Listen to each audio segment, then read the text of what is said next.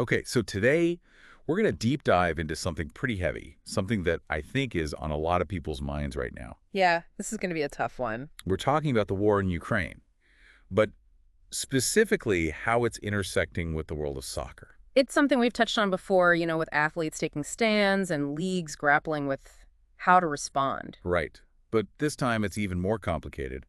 We're looking at a specific incident that happened during a Russian Premier League match that has, well, it's caused quite a stir, to put it mildly. Yeah, you could say that. Basically, what we're trying to unpack here is how did a soccer match become a platform for a message that's now drawing international condemnation? And what does this tell us about the broader relationship between sports and politics, especially in times of conflict? I mean, can they ever truly be separated? Right, and especially when you have a conflict as deeply divisive and emotionally charged as this one. Exactly. Yeah. All right, so let me set the scene for you. It's December 7th, 2024. We're at the Gazprom Arena in St. Petersburg. That's the home turf for Zenit, one of Russia's top soccer clubs. Zenit, yeah, they've been a dominant force in Russian soccer for quite a while now. Right, and on this day, they're playing against Agron Togliatti. At first glance, it seems like a pretty standard match, nothing out of the ordinary. But then, something happens that throws everything into a whole new light. Yeah, this is where things get really interesting, or I guess, depending on how you look at it, really disturbing. Yeah, a banner unfurls in the stands, and this isn't just your typical go team kind of message. This is something different, something much more loaded.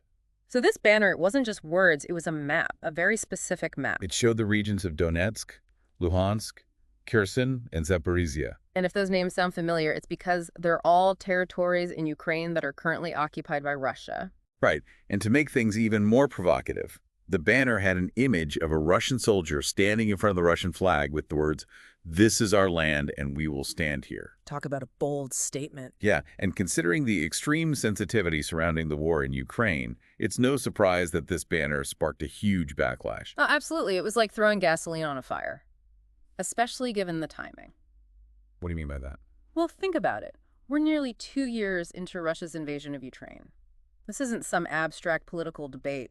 This is a real war with devastating consequences. Right, and it's estimated that tens of thousands of Ukrainians have died and hundreds of thousands more have been injured.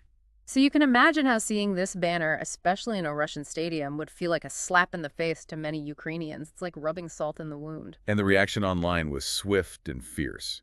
I mean, Ukrainian soccer fans were furious, understandably so. Yeah, social media platforms, especially those dedicated to Ukrainian soccer, were flooded with people denouncing the banner, calling it a painful provocation, and some even went so far as to call it straight-up war propaganda.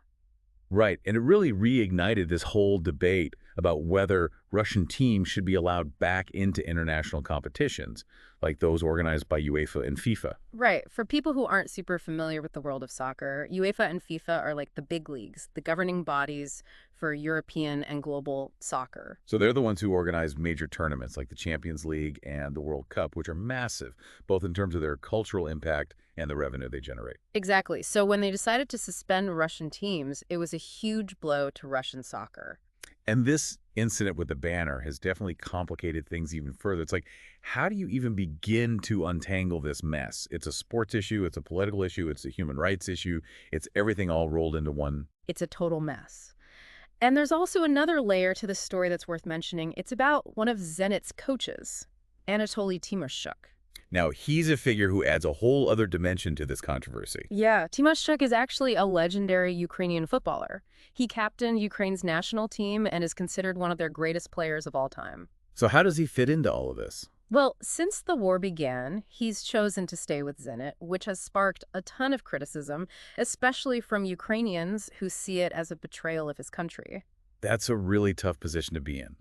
On one hand, it's his career, his livelihood, maybe even his passion.